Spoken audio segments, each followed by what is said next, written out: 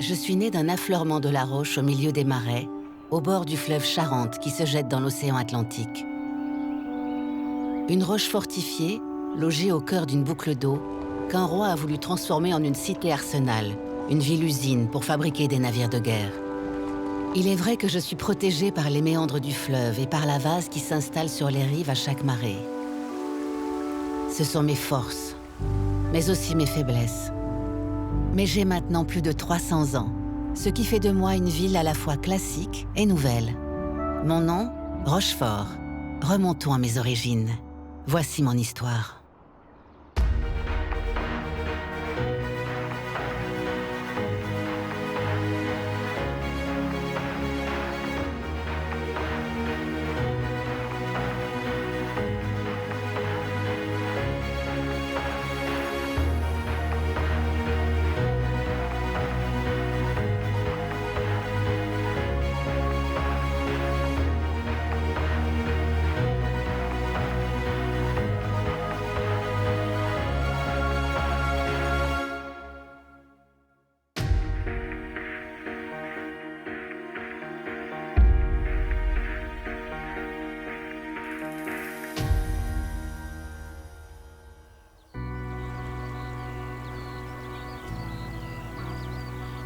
Depuis toujours, l'histoire de mon territoire est liée à la mer, surtout à l'estuaire de la Charente et de son lit, qui a beaucoup varié à travers le temps. Toute l'embouchure est aujourd'hui un vaste marais formé par l'accumulation de sédiments et de limons, de la vase devenue un estran végétal, dont la profondeur peut atteindre 30 mètres par endroit. Mais ce ne fut pas toujours le cas. C'est le fruit de la dernière évolution géologique majeure. Si les hommes vivent ici depuis longtemps, ils n'ont pas toujours connu ce paysage. Dans un passé géologique relativement récent, c'est-à-dire les 2 derniers millions d'années, eh bien, il y a eu des alternances de périodes glaciaires et interglaciaires. Et quand on était en période glaciaire, eh bien, le niveau de la mer baissait. Et ces variations du niveau de la mer sont importantes puisqu'elles atteignaient, comme ordre de grandeur, une centaine de mètres. Pour la dernière, c'était 120 mètres. Donc le niveau de la mer était 100 mètres à 120 mètres plus bas. Et donc forcément, les fleuves étaient en déséquilibre. Ils ont creusé des vallées larges et profondes pendant ces périodes glaciaires. Et puis ensuite, bien sûr, arrivent les périodes interglaciaires, c'est-à-dire qu'il y a des périodes de réchauffement climatique. Et à ce moment-là, l'océan augmente son volume et va inonder ces vallées et former en fait des golfes marins assez profonds, assez larges. Donc en fait, le paysage dans lequel on est aujourd'hui, eh bien, il y a 5000 ans, il y a 4000 ans, était complètement inondé par la mer. Donc c'était un grand golfe marin, un peu comme le golfe du Morbihan aujourd'hui, avec tout un tas d'îles. Et puis, dans ce système, finalement, qui était abrité, puisqu'on est quand même dans un golfe, donc on est abrité des vagues, etc. Il y a tout un tas de promontoires, d'îles rocheuses qui offrent des zones abritées. Et bien, en fait, les sédiments se sont déposés, donc progressivement, le système s'est colmaté de sédiments, et donc les marais se sont développés et ont, comme on dit dans notre jargon géologique, progradé, c'est-à-dire remplacé la mer. Au rythme des marées, le limon et les sédiments charriés par la Charente, mais aussi par la Gironde, qui n'est pas très loin au sud, ont ainsi envahi l'estuaire et la vallée. Ils ont formé une vaste zone de marécage marin. Le paysage s'est totalement métamorphosé sur une période d'environ 10 000 ans, et les vestiges des êtres humains qui vivaient ici à l'époque paléolithique sont donc enfouis sous 30 mètres de vase. À l'époque gauloise, il y a 2500 ans, le niveau de la mer est stable et les marais sont exploités pour le sel. Une intense activité se développe autour des îlots qui surgissent des marais. Preuve que le golfe permet une vie économique prospère. Alors comment le sel était-il exploité par les Gaulois? On faisait chauffer de la saumure, c'est-à-dire de l'eau de mer concentrée, dans des récipients pour constituer des pains de sel. Alors il y a 2 sortes de récipients, la barquette ou le godet. Ces récipients donc étaient remplis, on constituait un pain de sel, et quand le pain était prêt, on cassait le récipient, c'était un récipient à usage unique, ce qui fait que sur les sites à sel, on trouve des épaisseurs très importantes de fragments de barquettes ou de godets. Ce peuple faisait partie des santons d'origine gauloise qui remontent très haut. On ne sait pas, l'origine, on ne la connaît pas, mais au moins en 500 avant Jésus-Christ. Ces gens-là ont construit des grosses fermes à armature de bois et de torchis qui sont la base des futures fermes gallo-romaines. Et ces fermes étaient à proximité de ces exploitations de sel. Les Romains vont aussi, bien sûr, continuer à exploiter le sel. Mais alors, il y a un problème historique et archéologique qui se pose. On a une absence de sources, on ne sait pas ce qui s'est passé, mais globalement, le marais salant a remplacé la technique de chauffage de la saumure. Il manque des traces archéologiques et donc on les cherche, on les trouvera peut-être. Il est très difficile actuellement de fouiller un marais salant, bien évidemment, qui ne laisse aucun vestige.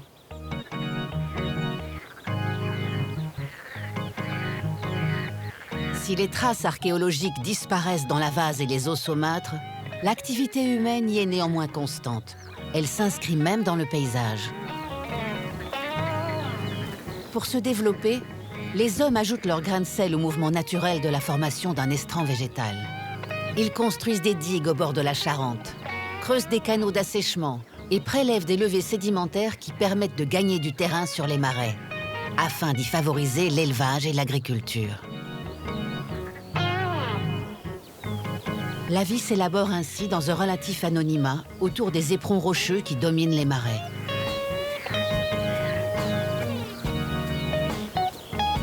Il est toutefois mentionné, dans les chroniques du pays, l'existence d'un château fortifié sur un tertre, Rocafortis, qui est mon ancêtre. Un village médiéval qui est aussi une place forte pour contrôler le commerce sur la Charente. On est certain qu'à partir du XIe siècle, il existe à Rochefort un château médiéval, qui est le lieu de pouvoir de ceux qui défendent les milites. Et puis, il y a aussi une église, et vous êtes ici dans le plus ancien bâtiment de Rochefort, c'est-à-dire l'église du XIIe siècle. Elle était en partie détruite dans la Renaissance, dans les années 1560, probablement par les protestants. Et puis, ça n'est que beaucoup plus tard, lorsque on a restauré l'église en creusant devant l'entrée, on a trouvé ce magnifique vieillard de l'Apocalypse. Et ce qu'on a trouvé, c'est que ce message se situe la plupart du temps au fronton des églises qui jalonnent les chemins qui vont vers le pèlerinage de Saint-Jacques-de-Compostelle. Donc il est très probable que cette église se situait sur un des chemins, très nombreux chemins, qui vont donc vers l'Espagne actuelle du Nord. La paroisse et le château de Rocafortis se constituent en châtellenie gouvernée par plusieurs seigneurs au cours des siècles. Une châtellenie comprend des domaines, prés, champs, forêts, et exerce des droits de douane et de péage sur les marchandises qui descendent et remontent par la Charente, au nom des différentes monarchies qui règnent tout autour. Le fleuve est en effet une frontière naturelle au sud avec le pays d'Aquitaine, acquis pendant longtemps à la couronne anglaise. Ainsi, la châtellenie de Rocafortis reste longtemps l'enjeu d'intérêts opposés. Elle est conquise et reprise tour à tour par la France et l'Angleterre, pour rester définitivement dans le domaine royal de France à partir du XVIe siècle. Mais avec les troubles de la réforme protestante au XVe siècle, elle décline et devient l'objet de transactions complexes. Le château tombe en ruine quand le roi Louis XIV décide avec son ministre Colbert qu'il faut un arsenal militaire pour la marine de France. Et c'est Rocafortis qui est choisi pour accueillir ce projet, parce que la boucle de la Charente protège le site d'une attaque par la mer, et les marais interdisent tout assaut par la terre.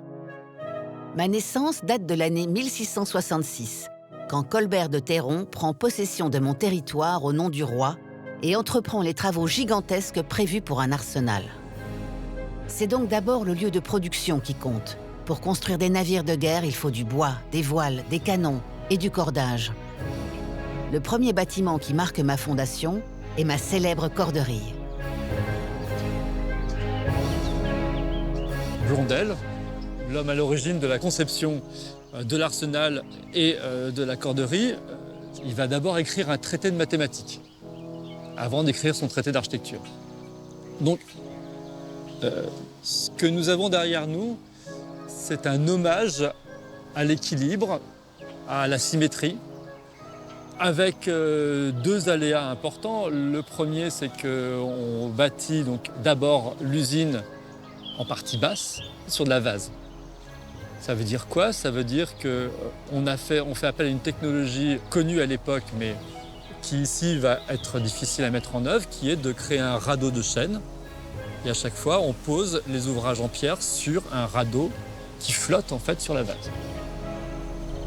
Le bâtiment mesure 300 mètres de long et permet de fabriquer plusieurs cordées d'un seul tenant. On aménage rapidement mon terrain et les projets les plus fous voient le jour pour organiser la ville-usine idéale. Un arsenal pour produire en chaîne des bateaux de guerre. Mais à tout idéal doit correspondre un terrain solide. Or, c'est loin d'être le cas autour de Montrocher, qui est de nature molle et spongieuse.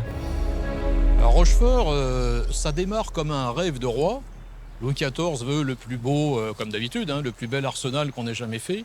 Et très vite, il va se heurter à une réalité qui est celle de l'estuaire et en particulier de la vase que charrie la Charente à chaque marée, qu'on a fortement sous-estimé en choisissant le site de Rochefort pour mettre l'arsenal de l'Atlantique. Déjà, tout est compliqué pour construire l'arsenal.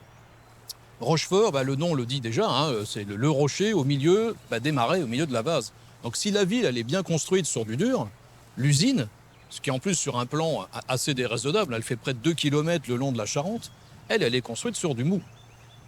Au niveau de la corderie, qui est le bâtiment emblématique, d'ailleurs le premier construit, il y a un peu plus de 30 mètres de marne, c'est-à-dire de vase assez molle, sur lesquels on ne peut rien construire de solide, sauf à imaginer des solutions. Et déjà, on y arrive. C'est-à-dire que la vase oblige à une ingéniosité particulière. Et cette innovation par la contrainte va être la grande caractéristique de toute l'histoire maritime de Rochefort. On veut faire le plus bel arsenal, finalement, on va faire une espèce d'arsenal expérimental de la marine française. Rochefort, c'est innove ou crève.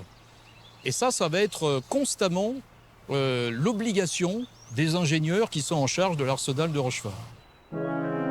Le premier intendant de la marine à prendre en charge cette entreprise pharaonique est Colbert de Terron, qui fera preuve d'une ingéniosité hors pair pour faire face aux attentes du roi et du ministre Colbert.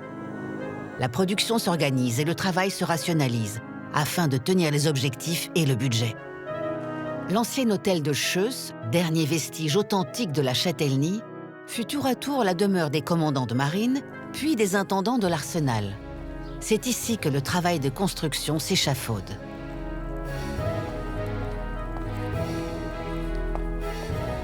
Alors, à quoi sert un arsenal? Ça sert à construire des bateaux, réparer des bateaux et armer des bateaux. Pour réparer des bateaux, on avait deux techniques en général qu'on utilisait, qui n'étaient pas très pratiques. Soit on tirait les bateaux sur les berges et on les mettait sur des cales pour pouvoir les réparer. Soit on les couchait d'un côté dans l'eau, on réparait une première partie de la coque, puis on les retournait de l'autre côté et on réparait une deuxième partie de la coque. Mais il y a quand même une technique qui a été inventée autour des années 1660, au moment de la création de l'arsenal à Rochefort, par les Anglais, qui consiste à creuser un trou autour du bateau, une fois qu'il est sur la berge, pour que les marins et les ouvriers puissent descendre, puis réparer la coque une fois bien étayée. La permanence de la difficulté à Rochefort fait que les ingénieurs cherchent des idées pour s'en sortir, et donc ils ont réalisé cette forme, qui est une première mondiale, en 1671, donc très peu de temps après l'ouverture de l'arsenal, qui est une forme maçonnée, avec donc des gradins qui permettent aux ouvriers de descendre à l'intérieur de la forme, travailler autour de la coque.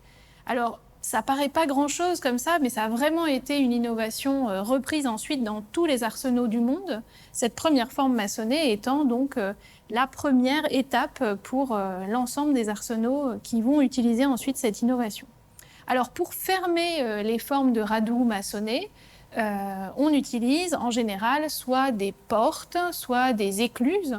La difficulté encore à Rochefort, c'est toujours la vase qui s'amoncelle devant cette porte. Et du coup, on va là encore inventer ce qu'on va nous appeler aujourd'hui un bateau-porte.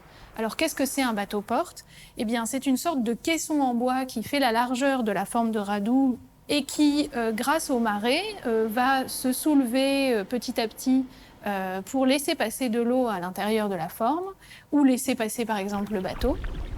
Puis on va pomper l'eau de la forme de radoub pour qu'elle soit sèche et pour que les ouvriers puissent intervenir sur la coque. Mais laisser l'eau dans le bateau-porte, comme ça lui est lourd et il descend finalement au fond de ses rainures et il ferme ainsi la forme de radoub. Et quand on veut faire sortir le bateau, on pompe l'eau à l'intérieur des caisses du bateau-porte, le bateau-porte se remonte, l'eau entre dans la forme de radoub et on peut ainsi faire circuler le navire. Ça aussi, ça paraît pas grand-chose, mais c'est une innovation qui a été pensée dès le début de l'arsenal à Rochefort. Alors la vase, c'est vraiment un problème permanent qui va pas être résolu au XVIIe ou au XVIIIe siècle. Ça va vraiment être en continu, même jusqu'au XIXe siècle. Et il y a des ingénieurs notamment qui vont s'y pencher, comme Jean-Baptiste Hubert, qui va inventer des moulins à draguer la vase qu'on va voir désormais. Effectivement, en 1805, il propose une expérimentation tout à fait nouvelle, installer une drague au cœur du fleuve, au milieu de la Charente, pour pouvoir désenvaser la sortie des formes de radoub. Alors, comment va-t-il s'y prendre? Il propose de construire un moulin avec la force du vent qui est très présente à Rochefort, qui va ainsi donner de l'énergie à tout un système de câblage, un ponton à l'intérieur sur l'eau qui est à l'intérieur de la Charente, un système de câbles qui vient se connecter à un bateau racleur qui, lui, va ainsi pouvoir être mis en route, mis en mouvement grâce à ce système de câbles et à la force éolienne pour venir draguer la vase et la ramener au cœur de la Charente, au milieu du fleuve, et qu'elle parte ainsi dans le courant.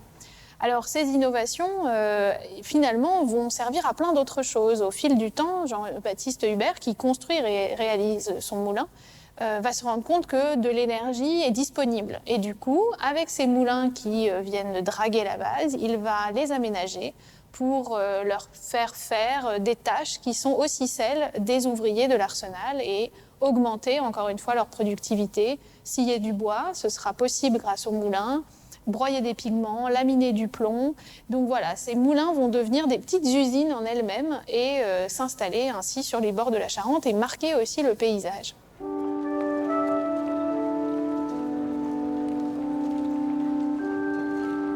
Les moulins ont pour le moment disparu du paysage de mon arsenal, qui se développe rapidement derrière sa porte principale, la porte du Soleil.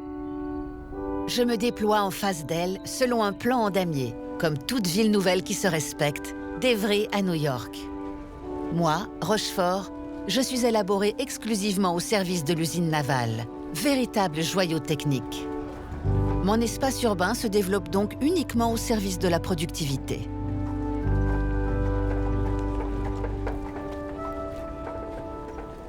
Même si c'est une maquette de 1835, ça nous donne vraiment les clés de fonctionnement de cet arsenal. Donc sur cette partie sud, vous trouvez toutes les cales de construction, tout ce qui est lié au métier du bois, donc cales de construction, atelier de la mâture, atelier de la sculpture, tonnellerie, etc. Donc toute la partie bois était plutôt concentrée sur cette partie-là.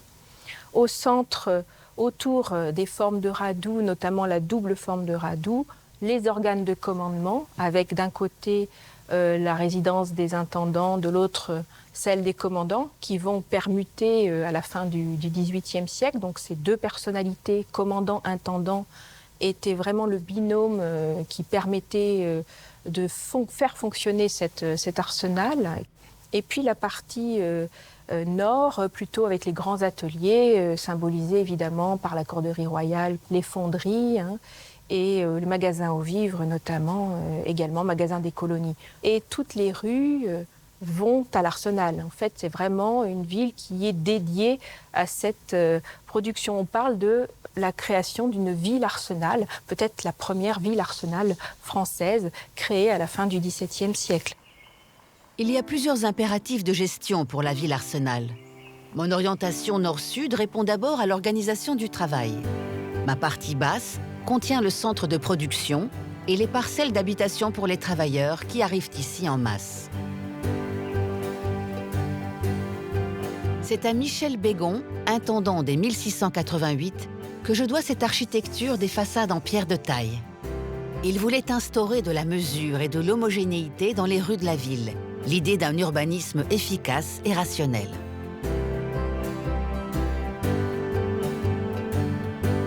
En 1766, un bagne est installé à l'intérieur même de mon arsenal, afin de disposer d'une main-d'œuvre gratuite pour les besognes de halage, qu'on appelle la cordelle, et autres travaux ingrats qu'exige l'arsenal, comme scier du bois. On l'appelle bagne, mais c'est davantage un pénitencier avec des travaux forcés, où les bagnards sont plutôt des forçats.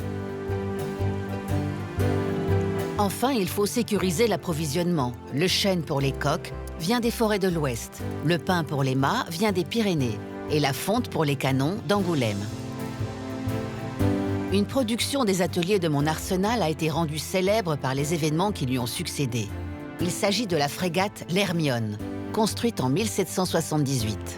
Elle embarque le marquis de Lafayette vers les Amériques pour apporter le soutien officiel de la France aux insurgés contre les prétentions de la couronne d'Angleterre. L'Hermione devient ainsi un symbole de la Révolution et de la liberté.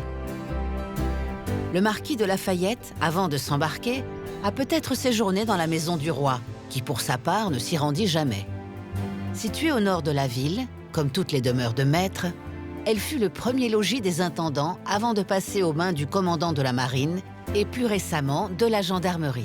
Cette maison fut et reste un centre de direction, avec tout l'apparat, le luxe et la distinction qui convient aux activités d'État, puisque je suis une ville sous tutelle de la République. On a aussi, comme c'est un organe de commandement, c'est un lieu important, on va avoir une fonction qui est une véritable fonction de représentation avec des pièces de réception. Les pièces de réception sont effectivement des pièces qui vont être des pièces plutôt diurnes, donc des enfilades de salons, mais également une chambre d'apparat. Cette maison, pendant longtemps, une chambre du roi. La chambre du roi était là. On ne verrait aucun roi passer, il va falloir attendre la Révolution et puis l'Empire pour voir des personnages illustres passer, notamment Napoléon Ier. Mais, et là c'est moins connu, on va voir toute une série d'autres personnages parce que nous sommes au cœur d'un arsenal maritime et ces arsenaux, ce sont des outils militaires que l'on montrait à des personnages officiels au moment où on fait des politiques d'union entre États. Et on fait une espèce d'éductour très souvent à l'intérieur des territoires, on va montrer les arsenaux maritimes, donc on va passer à Toulon, à Rochefort, à Lorient, à Brest, à Cherbourg. Et donc là, on a des invités qui vont passer ici, mais qui viennent de façon beaucoup plus officieuse qu'officielle. C'est-à-dire qu'on montre l'armement qu'on a, alors évidemment pas tous les secrets défense, mais quand même on montre sa puissance, j'allais dire qu'on montre un petit peu ses muscles. Et tout ça est fait quand même dans un cadre qui est un cadre prestigieux, avec des salons, des soirées. On n'a pas les menus, on aimerait bien voir à peu près les menus pour savoir à peu près ce qu'on servait, voir à peu près quel est le niveau de la réception. En moins d'un centenaire, j'ai pris ma place auprès des plus grands arsenaux français, comme l'a voulu le roi Louis XIV. Mais au tournant du XIXe siècle, l'usine doit faire face aux évolutions techniques, principalement l'avènement de la machine à vapeur qui va bouleverser les méthodes de navigation. Alors Jean-Baptiste Hubert, qui est toujours notre ingénieur star à Rochefort, propose également des nouveaux navires qui mettent en valeur les nouvelles technologies de l'époque pour les moyens de propulsion. Face à vous, vous avez un modèle d'un navire qui s'appelle le Météore, qui a été construit en 1833 et qui va vraiment faire partie de cette série de navires qui montre justement toutes les innovations technologiques autour de la propulsion à la vapeur. Donc c'est un navire mixte qui présente encore un gréement, mais avec une machine à vapeur. Jean-Baptiste Hubert, qui est très observateur de toutes ces technologies qui se développent à cette époque, en France et en Angleterre, va même faire fabriquer la machine à vapeur qui sera installée sur ce navire à Liverpool. Alors on appelle ça un aviso parce que ça transportait les avis, donc le courrier. C'est aussi le premier navire, le Météore, qui va faire la traversée de l'Atlantique lors d'une campagne de la France vers le Mexique. Et il va notamment avoir d'autres missions, pas que militaires, des missions par exemple d'hydrographie. Et c'est à l'occasion d'une campagne hydrographique en baie de Naples qu'il recevra par exemple le pape à son bord. Donc ça montre bien aussi le prestige de ce navire et la volonté de la France de montrer à quel point elle était capable de produire des pièces aussi innovantes à cette époque.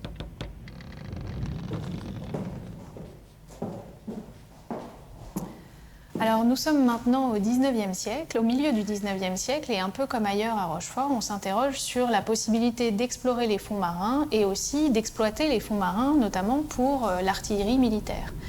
Rochefort se met à construire ce sous-marin dans une cale protégée du regard des curieux, puisque évidemment tout est sous le sceau du secret, on est vraiment dans une dynamique de recherche et développement. Le système assez innovant de ce sous-marin, d'abord, c'est le système de sa propulsion.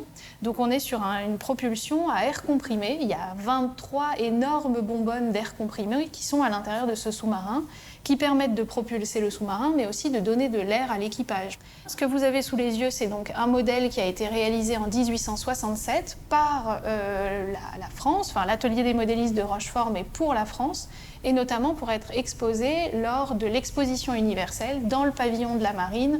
Et on pense que Jules Verne, qui a visité l'exposition universelle, a très probablement vu et regardé ce sous-marin, puisque dans son ouvrage si connu qui s'appelle 20 000 lieues sous les mers, son Nautilus s'inspire très fortement, aussi bien dans sa forme que même dans ses détails fonctionnels, du sous-marin Le Plongeur construit à Rochefort, notamment la partie éjectable qui est utilisée dans son univers littéraire par le capitaine Nemo pour partir se promener.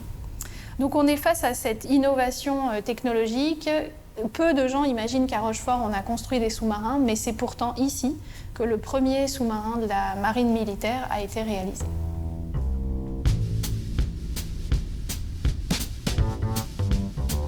Paradoxalement, pour l'Arsenal, ce n'est pas la construction des bateaux qui est un problème récurrent. On y arrive malgré les contraintes. La problématique majeure est de m'approvisionner en eau potable. Je m'agrandis.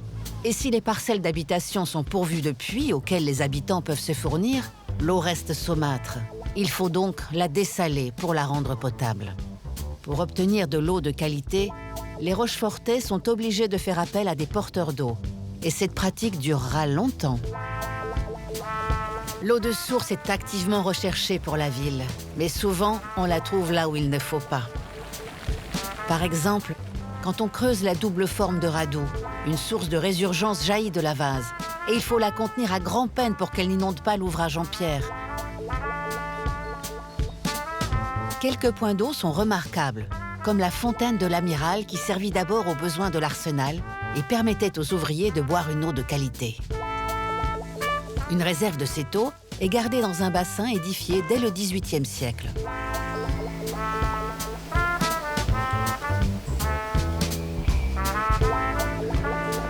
Il y a enfin la fontaine de la place Colbert, ancienne place d'Armes, qui fut longtemps ma seule place publique. À la fois un centre et un carrefour, un lieu de promenade qui a toujours été apprécié des habitants.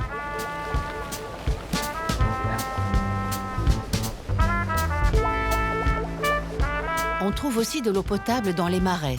Et la source de Fort-Lupin fut bien utile pour en fournir aux navires en partance, ce qui leur permettait de ne pas trop s'alourdir à la sortie de l'Arsenal. Mais ces sources sont insuffisantes pour m'alimenter en eau courante. C'est de la commune voisine de Tonnay-Charente que l'on se résout à la faire venir. Elle est d'abord distribuée via des canalisations en plomb par des fontaines de façade, puis, en 1876, par un énorme château d'eau. Bref, boire de la bonne eau chez moi n'est pas simple. De plus, l'eau qui stagne dans les marais attire les moustiques et génère un grave problème sanitaire, le paludisme, qui fait des ravages considérables. Un grand hôpital ouvre ses portes en 1788. Il va répondre à plusieurs exigences. Soigner les habitants, travailler à rendre la ville salubre, ainsi qu'élaborer une médecine navale professionnelle pour améliorer l'hygiène en mer. C'est un hôpital et une école, mais aussi un centre de recherche. Le 19e siècle est celui du positivisme et de l'essor des sciences. L'école de médecine navale va mettre en place des méthodes d'analyse et d'observation innovantes, en associant l'enseignement et la pratique. Ouverte à tous, l'école dispense des cours d'anatomie, de dissection et pratique des autopsies. L'hôpital devient un terrain d'apprentissage pour les élèves. Pour rentrer dans cette école, il fallait finalement avoir pas d'acquis universitaire obligatoire, il fallait simplement avoir 14 ans, savoir lire et écrire, savoir raser et si possible saigner, et puis ne pas avoir de difformité au niveau des mains, puisque la chirurgie nécessitait forcément une pratique. Alors, ce qu'on trouve aussi dans nos collections sont des rapports de campagne. On a par exemple une collection assez importante autour de la médecine tropicale, puisque de nombreux médecins et chirurgiens navigants qui étaient formés ici sont partis dans ces contrées lointaines. Et pour les historiens et pour nous, c'est vraiment une source de première importance pour justement avoir des informations sur ce qui était vécu à bord, mais aussi le regard qui était posé par ces médecins navigants, chirurgiens navigants sur les populations qu'ils rencontraient. On est finalement à l'aube des disciplines qu'on appelle aujourd'hui ethnologie ou voire anthropologie. Alors on est ici au dernier étage de l'école de médecine navale, dans les collections du musée. Ces collections ont été constituées par les élèves et par les chirurgiens navigants au fil des siècles de l'ouverture de cette école. Ici, on trouve tous les spécimens qui servaient à former l'œil des médecins et des chirurgiens navigants. Alors, ce qu'on perçoit aujourd'hui de cette collection, c'est toute la volonté de compréhension du monde et de classification du coup de ce monde, puisque pour mieux le comprendre, il fallait l'organiser, et c'était véritablement le souhait de ces médecins et de ces enseignants qui étaient basés ici à Rochefort. Ce qui est particulièrement intéressant aussi, ce sont toutes les collections d'anatomie comparée qui évoquent toute cette volonté à cette époque de comprendre l'évolution des espèces et du coup de comparer l'anatomie humaine avec l'anatomie des animaux, mais aussi la flore qui était conservée dans ces collections. Ce qu'on peut retenir aujourd'hui de cette école de médecine, c'est que ça a vraiment été à l'époque un pôle scientifique d'État qui a formé des chirurgiens navigants qui ont réellement apporté quelque chose au développement des sciences et à la compréhension du monde. Aujourd'hui, cette école de médecine est ouverte au public. Elle est du coup plus un lieu de mémoire qui permet aussi de comprendre l'évolution et l'histoire des sciences. Et on espère, à notre petit niveau, pouvoir contribuer de la même manière à la compréhension de notre monde quotidien qui est enrichi par la connaissance de notre histoire. Les explorations dans le monde et la coopération des officiers et des médecins vont développer chez moi une culture à la fois militaire et intellectuelle, portée par la rencontre avec un ailleurs. Au cours du XIXe siècle, le développement technique va permettre aux relations internationales de gagner en intensité. Les échanges s'amplifient et l'Europe va coloniser les autres continents. Les explorateurs rapportent de leur voyage des objets venus de contrées lointaines, ce qui installe dans la société une part d'inconnu et d'exotisme. Voulu fonctionnel et central, je multiplie alors mes horizons. Un homme peut-être incarne cette alliance de l'activité martiale et commerçante avec un imaginaire chargé de lointain. Pierre Loti, de son vrai nom Julien Viaud, est né ici dans une famille protestante dont le père était receveur municipal à la mairie. Il devient officier de marine et tire de ses missions dans le monde une matière littéraire qui le rendra célèbre. Ses nombreux voyages lui donnent l'amour du Moyen-Orient, qu'il installe au cœur même de sa demeure dont il aménage les différentes pièces pour en recréer l'atmosphère. Toute ma société était folle de ses romans et de son prestige. Pierre Loti est une figure de la transition entre le 19e et le 20e siècle. Il a sans doute pu assister à l'inauguration du pont transborder qui ouvre le siècle nouveau. Véritable prouesse technique, l'ouvrage désenclave mon territoire et permet de traverser la Charente autrement que par un bac dont l'usage était devenu insuffisant. La nacelle suspendue entre deux pylônes peut accueillir 200 piétons. Avec ce pont qui favorise les échanges entre les rives du fleuve, je reste une ville moderne tournée vers l'avenir. Mais la dure réalité finit par rattraper mon arsenal, qui devient obsolète toujours à cause du limon. On a voulu fermer l'arsenal de Rochefort pratiquement tout le temps. Déjà à la fin du XVIIe, il est à peine créé qu'on trouve que c'est une aberration, que c'est un cauchemar. En plus, il y a des problèmes sanitaires épouvantables avec le paludisme. Enfin, c'est un lieu insalubre et un cauchemar logistique. C'est vraiment une réussite. Et malgré tout, il continue d'exister parce qu'il rend quand même service à la marine française. Et puis, il va arriver qu'à la fin du 19e, le tonnage des navires de guerre devient vraiment très important. Les cuirassés, ils ont besoin d'à peu près 8 mètres de tirant d'eau, 8 mètres d'eau. Dans l'estuaire de la Charente, il n'y a que des très très grosses marées qui peuvent permettre d'avoir 8 mètres d'eau. Donc là, il y a un problème insoluble. On essaye de raboter la Charente, on essaye de dévaser. Rien n'y fait, la vase revient toujours. Et donc on est obligé de fermer l'arsenal de Rochefort. On se bagarre beaucoup, la Première Guerre mondiale va donner un répit, mais finalement en 1927, l'arsenal est déclassé.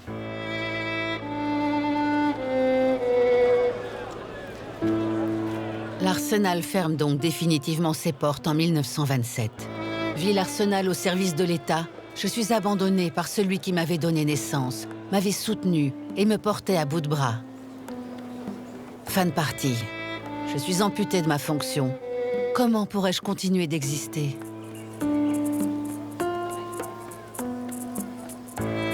Pour compenser, je suis désignée pour accueillir en 1928 un centre d'instruction de l'aéronautique maritime. L'armée de l'air y implante son école de mécanicien en 1933. L'avion remplace le bateau, mais sans aucune commune mesure. On ne construit plus rien dans l'arsenal, et quand l'aviation française est réduite à néant par les Allemands en 1940, je m'enfonce dans l'oubli et l'indifférence. L'arsenal brûlé, ainsi que la corderie, tombent en ruine. De la ville-usine idéale, je ne suis plus désormais qu'un fantôme de moi-même. Je me dégrade et m'appauvris. Je pars à la dérive. C'est d'un ailleurs que va venir le renouveau. Par le cinéma, le célèbre film réalisé par Jacques Demy, Les Demoiselles de Rochefort, qui va me redonner un souffle de vie. Ce film a changé la vie de Rochefort. En 1966, quand Jacques Demy vient ici tourner, la ville, c'est la deuxième garnison de France, c'est une ville violente, c'est une ville sale, c'est une ville où il y a des bordels et des bistrots, c'est à peu près ça, hein, Rochefort. Et tout d'un coup, cet homme vient dire « Mais non, regardez, il y a un imaginaire dans cette ville. » Personne n'avait jamais regardé Rochefort autrement qu'avec des fonctions. Et voilà, tout d'un coup, c'est une ville rêvée. Et voilà qu'on repeint les volets en rose et en bleu. Et voilà que pendant tout l'été, les Rochefortais sont embauchés pour être figurants. Et voilà qu'il y a de la musique place Colbert. Ça va laisser des traces très profondes. Ça va vraiment tout changer. Ce qui change, c'est que mes habitants retrouvent leur dignité. Leur ville n'est plus un lieu abandonné au milieu des marais malsains et dangereux. Elle a un patrimoine. Pour commencer, le fameux pont transbordeur qui ouvre le film Les Demoiselles de Rochefort est devenu obsolète, pas assez pratique et inadapté à l'essor de l'automobile. Il est déjà fermé à la circulation depuis 1967 au profit d'un pont à lever, aujourd'hui disparu lui aussi, et sera définitivement rendu inutile par la construction du viaduc du Martrou entre 1989 et 1991.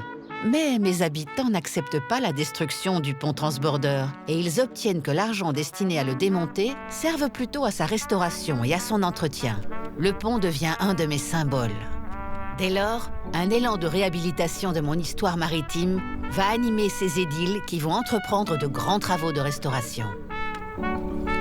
Et finalement, tout ça va aboutir, dans les années 80, à la rénovation de la corderie, avec l'idée d'utiliser ces bâtiments anciens pour y mettre des fonctions, des services publics qui manquaient assez cruellement à la ville. Et la construction de la réplique de l'Hermione, elle va démarrer dans les années 90, avec le succès que l'on connaît et qui porte encore aujourd'hui fortement l'image de la ville. Et puis aujourd'hui, le pont transbordeur, c'est la tour Eiffel locale avec le Fort Boyard et l'Hermione, quoi.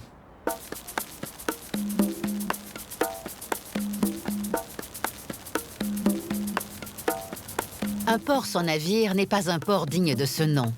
C'est pourquoi la reproduction à l'identique de la célèbre frégate va marquer un tournant dans mon histoire. Si 10 ans de travaux ont été nécessaires pour la construire de nos jours, il ne fallut que 6 mois à l'époque. Elle va me permettre de retrouver mon prestige perdu en rappelant le pôle d'excellence que je fus 2 siècles auparavant. La nouvelle frégate donne aujourd'hui une idée des moyens employés à l'époque. À bord, on est 80. On est 54 avec 54 volontaires et une vingtaine de professionnels. Ces professionnels vont les former déjà en amont à Rochefort. Surtout pour la sécurité, tout simplement du navire, oui, certes, mais humaine surtout, parce que c'est un navire très dangereux. Il ne faut pas faire n'importe quoi, tout s'anticipe, et donc il y a de la rigueur, du savoir-faire et surtout beaucoup de rigueur. Alors en plus on travaille sur des matériaux naturels.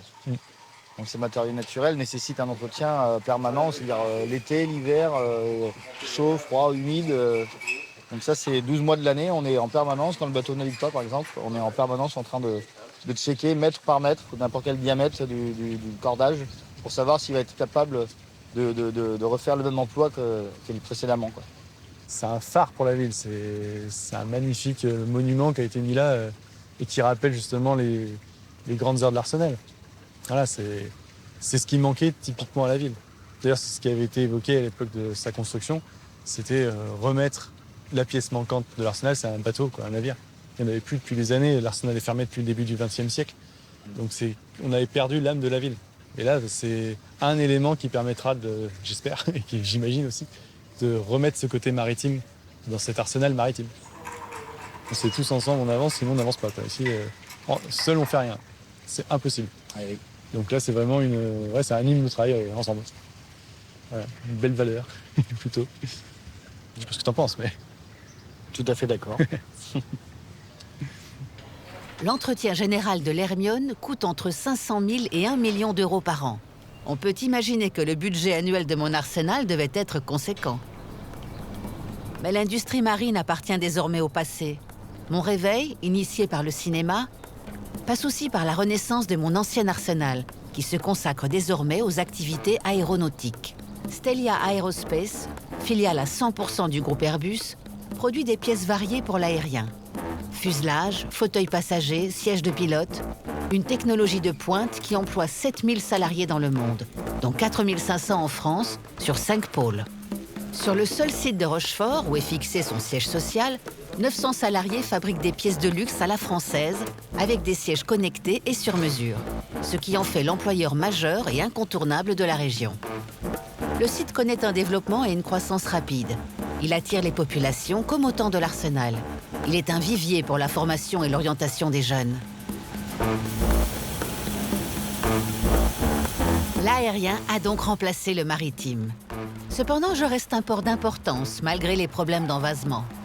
Je suis à la fois un port de plaisance et un port de commerce. La Charente permet en effet de naviguer loin à l'intérieur des terres, au moins jusqu'à Angoulême. Je reste un excellent point de relais pour le fret et une voie possible pour le transport des marchandises.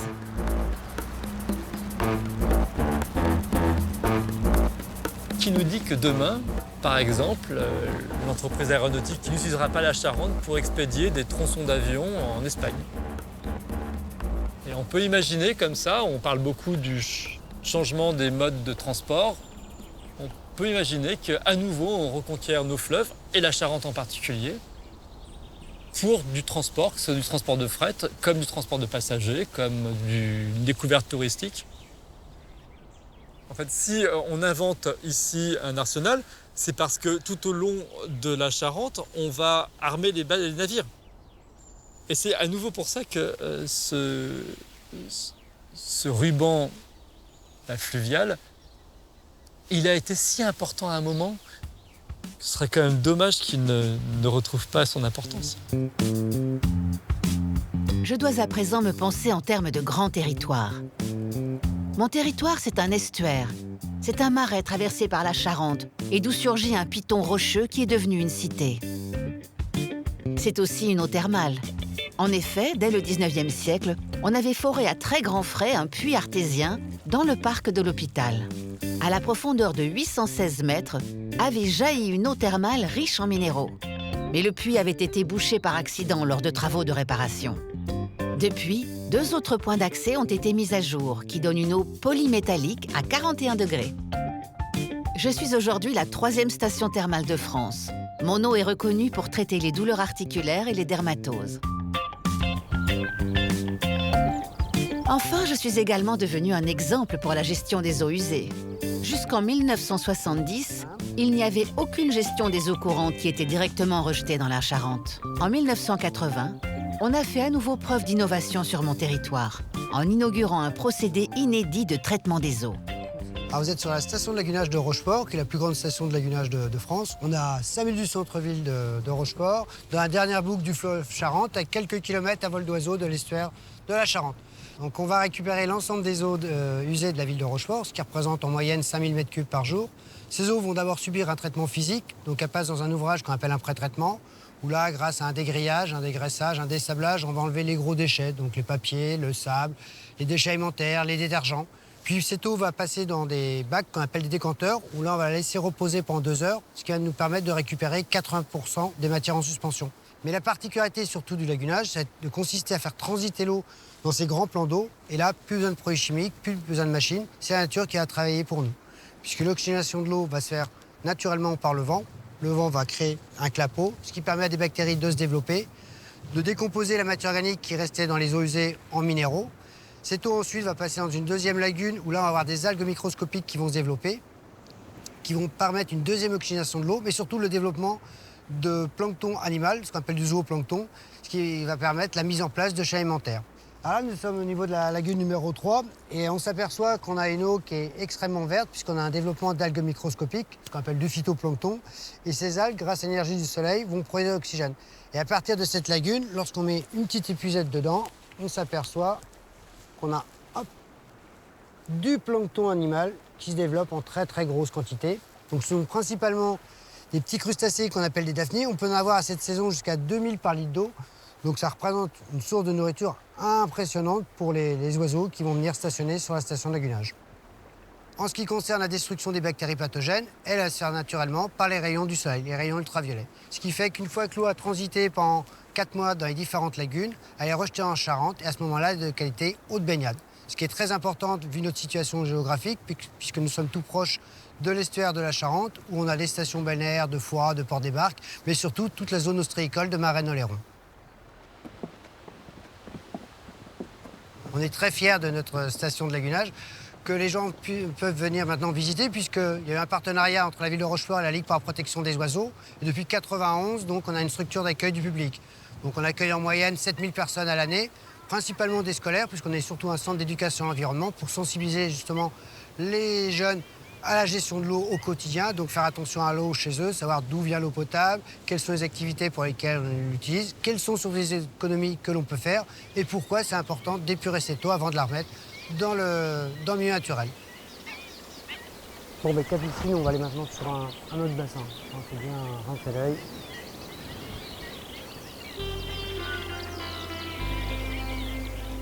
Mon avenir semble en bonne voie pour retrouver ma gloire passée. Malheureusement, un facteur déterminant vient encore une fois tout remettre en question. Le réchauffement climatique dû aux activités humaines engendre une montée du niveau de la mer, véritable menace pour ma survie. Donc aujourd'hui, on vit dans une période de réchauffement climatique. Alors quand je dis aujourd'hui, c'est depuis quelques décennies, environ 30 ans.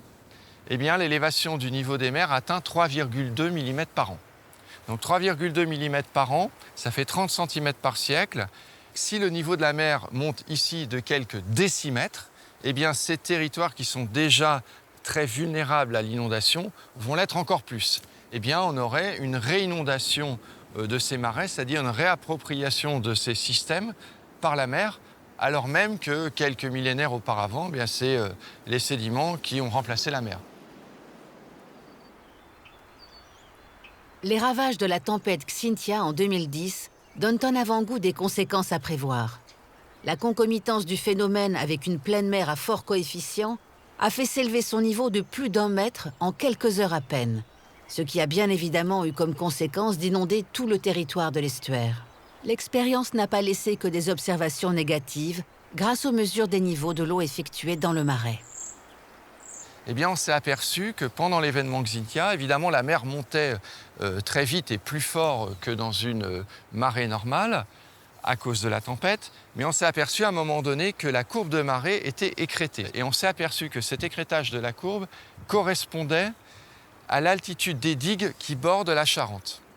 Et comme on sait par ailleurs que tous les territoires de part et d'autre de la Charente ont été inondés, eh bien en fait c'est le débordement de ces digues entre Rochefort et la mer qui a finalement protégé Rochefort, c'est-à-dire que ça fait un phénomène de baignoire, comme par exemple quand vous êtes dans votre baignoire, si vous laissez couler le robinet, à un moment donné, la baignoire va déborder et donc le niveau dans la baignoire qui augmentait va arrêter d'augmenter par débordement. Donc là, on a eu le même phénomène, c'est-à-dire que le débordement des digues entre Rochefort et la mer a fait que à Rochefort, la mer a arrêté de monter. Et donc finalement, ça donne des idées, c'est-à-dire que pour, comme on dit, manager les submersions, les tempêtes, mais c'est aussi valable pour les tsunamis, par exemple, qui sont d'autres types d'aléas côtiers, eh bien, on peut imaginer des stratégies où on laisse s'inonder certains territoires pour en protéger d'autres.